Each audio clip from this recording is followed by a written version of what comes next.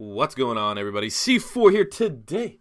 Continuing with the most ambitious series I've ever done on Beast Mode TV, I will be doing complete 7-round mock drafts for every team in the NFL, all the way from number 1, the 49ers, to number 32, and then every team that doesn't even have first-round picks, including the Patriots, Vikings, and LA Rams. I'll be trying my best to assess and address all of these teams' needs. I am an Eagle fan at heart, but I do watch a lot of football. So maybe I'll differentiate on opinion with some diehards if you're a diehard of said team. But feel free to leave a comment in the comment section below about where I may have gone wrong with the picks. And just feel free to shoot the shit. Send the video around if you enjoyed it to your fellow fans of the teams, because I'm trying to grow the channel here. And I want to attract all fan bases to come to Beast Mode TV, which is the #1 football channel that also plays a little bit of Madden on YouTube. So today, we are jumping right into things. Today, we are on the Chicago Bears, 3-13 last year, offensively ranked 15th in the league, defensively 15th in the league, so, pretty much midway point. They weren't bad, they weren't good, they were hurt, they were injured. I think if they were a full-strength squad, they might have had a little bit more productivity. The MVP for them, in my opinion, last year was Jordan Howard, the Beast. If you want to get a good idea of my draft talent evaluation, because I clearly am the top scout here on YouTube, I had Jordan Howard mocked as one of my sleepers of last year's draft class. I had him mocked to the Philadelphia Eagles in, I think, 2 of my 5 mock drafts. Yes, we got one little mock draft crazy last year. But Jordan Howard was a monster at, where is he, Indiana? I think it was way back. He was a Hoosier. Could be wrong. I think it was Indiana, though. And he's a monster. Dan Feeney in this year's draft class blocked for him predominantly. So, I don't think you're going to find too many cases outside of Jordan Howard for the MVP last year. I don't really know if anyone stood on the defensive side of the ball. Not that I know of. Offensive lineman Cody Whitehair was good, I guess. Another solid pickup there. But let's jump in to the Bears and talk about their needs. So before free agency started, their needs were quarterback, defensive back, offensive tackle, and wide receiver ? Because we didn't know the certainty of Alshon Jeffrey. Now we know, of course, Alshon Jeffrey has found his way back to, hopefully the playoffs with the Philadelphia Eagles. But they did some business here. What they did when they started off, they released Jay Cutler with a freed up to $14 million in cap space. A+ move. Jay Cutler era is done. How many more? He's just that guy. The never-ending trend of, is this year going to be the year with Jay Cutler? It's never the year with Jay Cutler. So he's gone. They signed Mike Glennon to a 3-year, $45 million deal. I like the pick of Mike Glennon. I think out of all the available quarterbacks that are actually available, not counting like Jimmy Garoppolo or Kirk Cousins, I think Mike Glennon would have been the guy I would have gambled on if you said we're not going for a quarterback in this year's draft class. Find us a free agent quarterback. I think Glennon's solid. I mean, if you look at his career stats, he played about one whole season and had 4,000 passing yards, 30 touchdowns, 15 picks roughly. So, that's not too bad, but $45 million, I got to give that a D+. There's upside. I like the player, but the contract's horrendous. Kind of what you have to pay to land a free agent like that, and there was reports that the Bears were having to overpay for guys to come to their franchise because of the whole uncertainty there with the front office and stuff like that. There's definitely some validity, but I just think that contract is pretty tough for Mike Glennon. So I like the addition of Mike Glennon. The contract, there's probably no way around that contract, but you can't be happy with that whatsoever. They signed Quentin Demps for a 3-year, $13.5 million deal. Give him that a B. Very solid safety. Was kind of abysmal here in Philadelphia, but really resurrected his career with the Houston Texans the last couple of years. So we'll give that a B.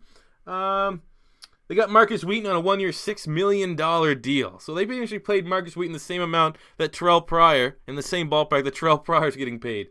I'm giving that a D. Wheaton was the odd man out there in Pittsburgh. He had opportunities to take over, especially with Martavis Bryant going out. And then, right now it looks like he's the not replacement, but kind of the replacement for what you're losing in Alshon Jeffrey. Not feeling it. They signed Deion Sims, 3 years, $18 million. I'm giving that a C-. I think there's a little bit of upside there. Still has youth on his side, but hasn't really showed a whole lot as of late, especially with the Miami Dolphins. They signed Prince Amukamara to 1-year, $7 million deal. I'm giving that a B+. He looked fairly solid with the Jags, and when he's healthy, he is a solid starting cornerback in the NFL. Well, there's a little bit of uncertainty. What happened with Kyle Fuller? Was he kind of a 1-year wonder his rookie season, or is he going to continue to be, average? They need to improve that secondary. I think they did that with Mukamara. They got Marcus Cooper, 3 years, $16 million, coming over from the Arizona Cardinals, giving that a C. I think, again, they might have overpaid a little bit. He didn't grade out with the nerds at Pro Football Focus super high, but I think obviously he had a couple pick sixes last year and has more depth to add to that secondary. And then they recently just signed Benny Cunningham, who was, kind of the third down, change of pace running back for the Rams and Todd Gurley's partner. That's not bad. I think that's a solid guy to add to that backfield. We'll just give that a C+ right now, as I don't have the exact figures. So before we jump into the mock draft, let's kind of look at what they did in 2016 draft and kind of go from there. And in last year's draft class, the Bears had one of my favorite draft classes out of any of the teams. Leonard Floyd I liked, even though he's from Georgia. Cody Whitehair kind of had a terrible combine, but his tape was solid. Jonathan Bullard from Florida, absolute stud. I think you guys have a nice little keeper there as he continues to develop, because obviously, he plays a 3-4 with Chicago, is a 4-3 in Florida, but I really like Jonathan Bullard's talent. Nick Kwiatkowski, I had him mocked to the Philadelphia Eagles in a couple mocks. He's nice. Deion Bush, had him mocked to the Philadelphia Eagles in a couple mocks. Good depth there at safety. They got Jordan Howard again, mocked to the Philadelphia Eagles. I'm almost kind of happy that we got Joe Douglas from the Bears. He heads up our draft board. Maybe great minds think alike. I love the Jordan Howard pick. And then you've wrapped up with Daniel Braverman, the wide receiver from Western Michigan. Everyone knows Corey Davis, but Braverman was the yin to his yang last year in 2016. And, not bad. I don't know what he's doing there. I don't know if he's practice squad or whatever, but a very talented slot wide receiver that might have a chance to make the roster. So very, very good 2016 draft. So let's see if we can replicate that in our 7-round mock with the Bears this year. So, with the third pick in the first round, so many places they could go. They could go defensive back, they could go defensive line. I think they're going with Jonathan Allen, the defensive end from Alabama. I've always pictured him more as a defensive tackle, but he did come in a little bit light at the combine at 286, whereas, it looked like he played around 305 for Alabama. Ran a flat 40, 21 reps on the bench press, but was kind of injured, and there are some, uncertainties over his, I think it was his shoulders or something like that. But he's an animal. I'd say he's one of the safer prospects this year's draft class. Pro comparison on NFL.com was Fletcher Cox. I think he can come in right now and take over either of the defensive end spots. Right now it looks like Akeem Hicks is kind of the starter right now. You also have Mitch Unrein, my boy Jonathan Bullard. Hopefully he can get that spot back. But I think, right now Allen can start on the defensive front. And it's about time the Chicago Bears start building back that historic Bears defense. That's what they're known for. Give Vic Fangio the kind of weapons that he can use on that defense to put pressure, take the, because, the quarterback situation, it might be up in the air. So have a great defense that can kind of limit the pressure and limit how much the offense has to do. We've seen teams like that. Look, the Ravens last year, they're not that great on offense, but their defense was able to keep them in games. They had no right staying in. And then, as long as your offense doesn't shoot themselves in the foot, you can win a lot of close games. And I think that's probably going to be the best strategy for the Bears, because right now there are a lot of pieces on that defensive side of the ball. But getting a playmaker like Jonathan Allen,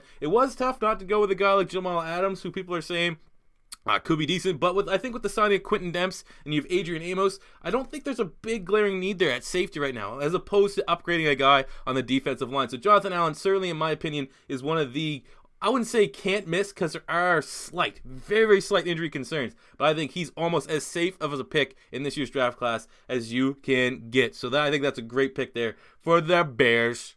So jumping to their second round pick, 36 overall, I've been going with a guy that was almost a consensus first-round pick. At one point was my number one cornerback in this year's draft class, but a terrible combine. And I don't think you can really ignore his great film so much. But this combine, if there's a combine that can actually affect your draft stock, it's kind of what he put up. So with the number 36 pick in the draft, I've been going after Teez Tabor, the corner from Florida. I'm still very, very high on this prospect. Obviously, as a Gator fan, I think he's the better of the two between him and Quincy Wilson. But Teez Tabor, 6 feet tall, 199 pounds, 4'6", 240, 9 reps on the bench press, didn't jump particularly high. But the tape does not lie. NFL.com's pro comparison was Darius Slay. I think that's somewhat fair, but I think a guy like Teez Tabor, who's holding the starting spots at the cornerback? You have Kyle Fuller with his question marks. You have Tracy Porter and Prince Amukamara. I think worst case scenario, and Marcus Cooper, I guess, who they added.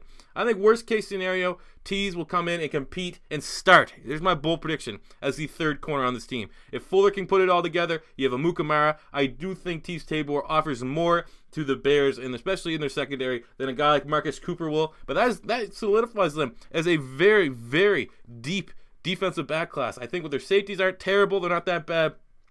With Amos, like I said, Amos and Demps, I think those guys are good enough to start. You add a guy like Teez Tabor, a guy with phenomenal, no homo, ball skills. I think this guy has the best knack at finding the football and getting some interceptions I think this would be a great pick there for the Chicago Bears. Staying with the Florida, I actually got another Florida prospect that we're going to talk about in just a little bit because they showed some love to my boy not Mitch on the Ryan, but my boy Jonathan Bullock. So let's continue with the Gators here on this team.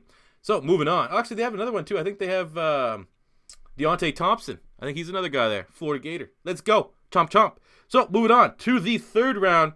They lost Alshon Jeffrey. That is, a big hit, especially if you want to pay Mike Glennon like a starter. He needs weapons. Right now, his starting wide receivers, could be a variation of Eddie Royal, Kevin Wright, Marcus Wheaton. I mean, yet, Cameron Meredith is very good. I think Cameron Meredith has some upside. Kendall Wright, prove yourself. There's no solid things there right now at the wide receiver spot. So I have them in the third round, 67th pick. Go after Zay Jones, the wide receiver from East Carolina. He may not be here in the third round. I think he could be one of those guys that creeped up into the second round with a very solid combine. 4.45 40, 50 on the bench press, had a crazy broad jump, great agility shown in the shuttles. Pretty much answered all the questions. He was 6'2", 201 pounds, may have had the best hands out of any player in this year's draft class. But it was the physical side of things that people had some question marks about Zay Jones, and he blew that out of the park with a very solid combine. I think a guy like Zay Jones has all the potential going to a team like the Bears here in the third round to be their wide receiver one for the upcoming season. I think he's a phenomenal playmaker, and that makes it a little bit worried that he might go in the second round. But if you're a Bears fan and Zay Jones is your third round pick, congrats. I think, third round pick with a guy with potential. If they give him enough targets, which I think it will warrant, because he will stand out in that wide receiver group, he could be a rookie of the year, offensive rookie of the year. Back-to-back mid-round picks that hit for the Bears. Last year was Jordan Howard. I think this year's Jordan Howard could be Zay Jones in the third round to the Chicago Bears. So, added him to the wide receivers. Now what do we have to do? I'm looking at the offensive line. I think offensive line, they're going to go at least two of these picks in this year's draft class has to go offensive line. So, with the pick 111, I think go after David Sharp, the tackle from Florida. A lot of people, myself included, thought he should have stayed another year and improved his stock. 6'6", 343 pounds. So a little bit of issue about the weight. I think he'll probably get it down in a training camp. 5'4", 40, who gives a shit. But 19 reps on the bench press. He's really slow. But I think right now he can play left tackle. He can play a little bit of guard. So there's flexibility to his style. And, looking at the Bears' offensive line, the two tackle spots I think you'd have to consider are the weakness right now of this offensive line. Charles Leno and Bobby Massey. I'd be looking to not only add depth to the interior, but your starters are fine. Sitting, Whitehair, and Long, you're good. But the tackles, some questions there. So I think like David Sharp, project guy. Obviously you may want to get a guy that could start right away, but they did recently bring in Bobby Massey as a free agent. So a guy like David Sharp projected probably to be a left tackle in the NFL. Just give him some time. He doesn't have to be rushed into the starting lineup, and he has the potential to develop into something special. So put him back there as a backup at right tackle. He may have to get, kind of thrown to the wolves if there are some injuries, but I don't know. I really see a situation as an Eagle fan. David Sharp kind of comes in like a Hal Vaitai, a guy that's just a monster of a man, should be able to get in the way enough in case, he doesn't catch up to speed quick enough. But I think the prospect of David Sharp is very solid for the Bears to develop and get a future right tackle, maybe next year or the year after that.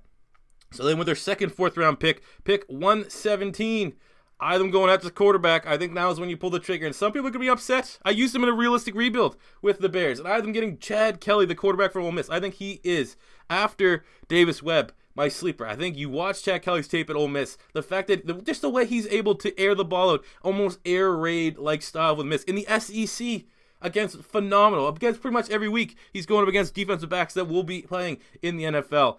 I think Chad Kelly is going to be really good. I think the off-field issues aren't nearly as big of a concern as some of the other players. I think they're making more of it than it can be because of his past, where he went to the team from Last Chance U and all that stuff. But I think the consistency is probably the only thing that could be really the biggest thing with Chad Kelly, the biggest knack against him. But NFL comparisons to Andy Dalton, I think he's going to be a guy because of the off-field issues. If he didn't have them, third round pick. So get this guy. Mike Glennon probably isn't your long-term answer. So get this guy behind him, have him be, hold the clipboard, maybe mature a little bit. And then if Mike Glennon is not the answer, you have a guy that you can try to roll with here in Chad Kelly. So, moving to the fifth round pick, 147, I think go with another offensive lineman who may have been one of the best offensive linemen at the scouting combine that came out of nowhere, and that's Ethan Cooper. Offensive lineman, can play pretty much everywhere, more so a guard, interior guy from Indiana, Pennsylvania. 4'3", 640, 26 reps on the bench press, but he may have had some of the best on-field drills out of any of the offensive linemen. And coming right now, learn a thing or two from Josh Sitton, learn a thing or two for Kyle Long, and provide great depth at the interior of the offensive line. And then finish it up with pick in the 7th round, 221. I have them getting a linebacker, adding some linebacker depth because Danny Trevathan. Danny Trevathan's not too bad, but a guy like what the fuck? What's his name? Jarrell Freeman, not getting any younger. So I have them just going with the best linebacker available, and that's Matt Milano from Boston College, 4'6", 740, 24 reps on the bench press. More so, his impact on special teams right away is where he could contribute to making the final roster. And I think you'll be fine with a guy like this. Just bringing some depth to the linebacker. You're not going to get any starters here in the 7th round, but if you can get a guy kind of similar to what we saw with Tyler Matakevich with the Pittsburgh Steelers last year, get a guy with some upside. Some people are, say that he can turn into maybe a rotational, maybe starter, probably getting a little too ambitious there, but can come in and contribute on special teams. That's what you want your depth linebackers being able to do, and Milano could certainly do it. So there you go, guys. That is your 7th round and off-season grades for the Chicago Bears. If you enjoyed this, your first time stopping by, don't be afraid to hit that subscribe button. Tomorrow, we'll be playing with these guys that we've mocked to the Bears in a connected franchise on Madden. So make sure you stay tuned for that. Smash the like button if you enjoyed. Looking for 150 likes. I think that'd be all right. That's my YouTube spiel. Thank you for watching. Until next time, it's C4 saying peace out.